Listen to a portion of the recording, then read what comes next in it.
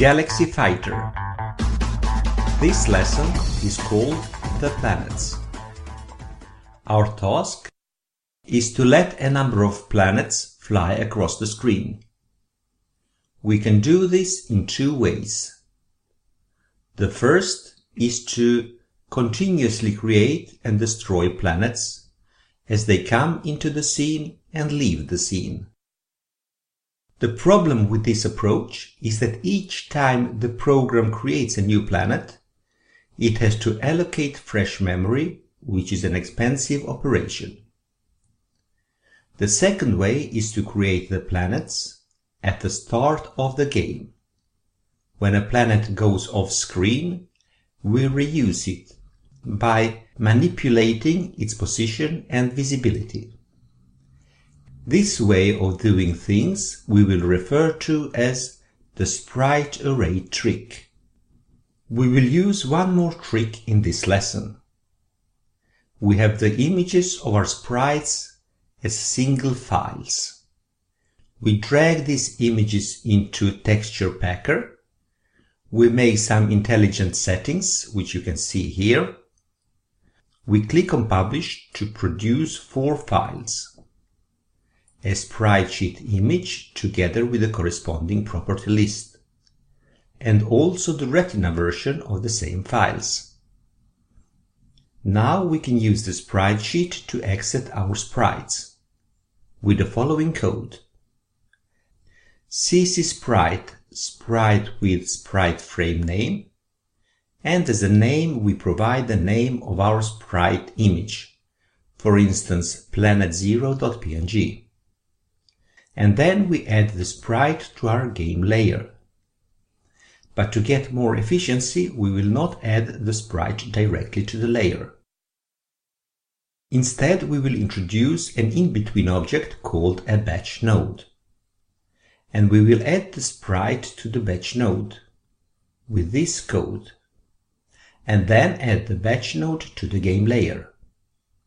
This will add efficiency to our program, and we will refer to this as the batch node trick. One question remains: how do we create this batch node object? We create it by sending the batch node with file message to the ccsprite batch node class, and as the parameter we provide the name of the sprite sheet image. Let's now go to Xcode and explain how we can use these two tricks. We are inside Xcode, and our task is to create a number of planets that fly across the screen. Our plan is to create the needed number of planets once and then reuse them over and over. Let's look at our starting point. We have a sprite sheet containing a number of planets. In the corresponding plist, we can see the names of those planets.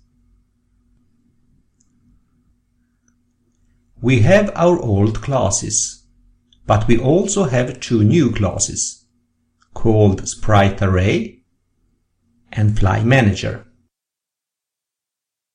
Let's first take a closer look at the Sprite Array class. The Sprite Array has 2 instance variables: a pointer to a mutable array called array, and an integer called nextItem. We will store our sprites inside the array, and we will use the sprites sequentially, one at a time. The integer nextItem will point to the next available sprite. We have 2 methods. The first one is called initWithSprites. It will create our sprite array using the provided sprite names. It will also add them to the provided batch node using the provided Z order. The method nextSprite will return a pointer to the next available sprite inside the array. Let's go to the implementation file and look at the initWithSprites method. Here we create the array, and then we loop. Inside the loop, we create a sprite.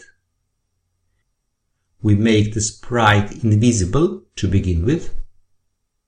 We add the sprite to the provided batch node. And then we add the sprite to the array. When we receive the next sprite message, we use the next item to get the next available sprite and assign it to the current sprite variable.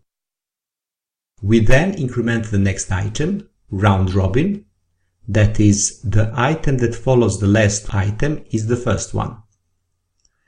And then we return the current sprite.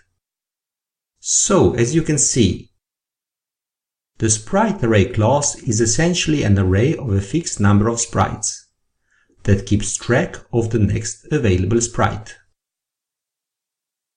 Let's now go to the Fly Manager class. In the interface file, we import spritearray.h as well as gamelayer.h.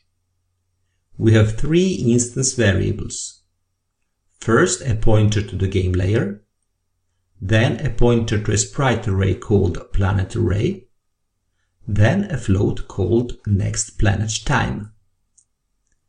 We want the planets to fly across the screen, and the nextPlanetTime will tell us when to set off the next planet.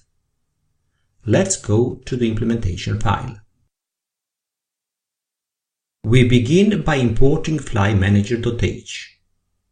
Then we defined four floating point constants: the minimum and the maximum time between the planets, the time it takes for a planet to fly across the screen, and the horizontal offset having to do with how low or high the vertical position of our planets can be.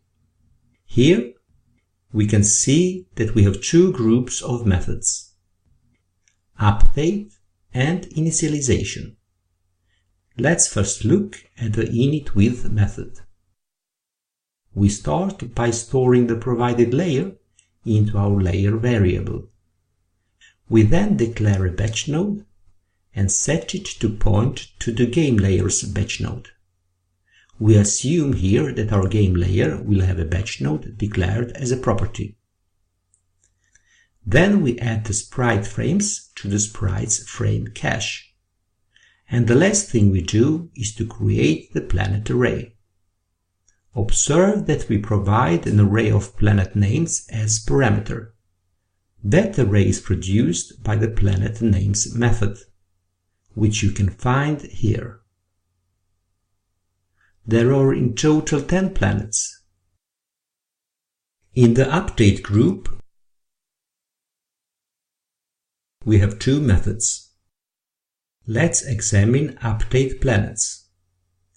We start by getting the current time. Then we check if the current time is larger than the next planet time. And to begin with, this will have the value 0, so this will be true.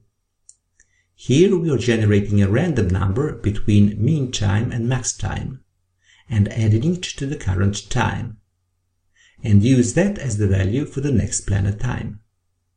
Then we send the next sprite message to the planet array to get the next planet sprite, which we here call the flyer. Then we calculate the start position. Our X position is just outside the right edge of the screen. Observe that we are using screen size, which is a macro defined in common.h. As you can see here. Go back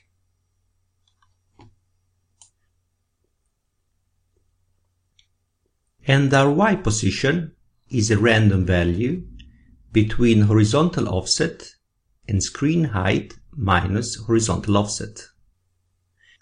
And then we want to calculate not the position X, but the relative X position. We want our planet to fly horizontally, so the Y position will not change at all. And then we are calling the moveFlyer method, which takes a start position, the relative end position, and the duration for the sprite to move across the screen. Let's also look at this move flyer method. We have it here. First, it takes the sprite, and if it has any actions associated with it, it stops them. Then we set the position to the start position. Make the sprite visible. We move it across the screen, and when that is done, we make it invisible. Let's now take a look at the game layer. Here we are telling game layer that there is a class called Fly Manager. Here we are declaring a Fly Manager called Flyman, and a CC Sprite batch node called Batch Node, which we are turning into a property. Let's go to the implementation file. We are importing flymanager.h and synthesizing the batch node. In the init method, we are creating a batch node, which you can see here. And then we are creating our Fly Manager. In the update, we send update planets repeatedly to the Fly Manager. That's all there is to it. So let's run this.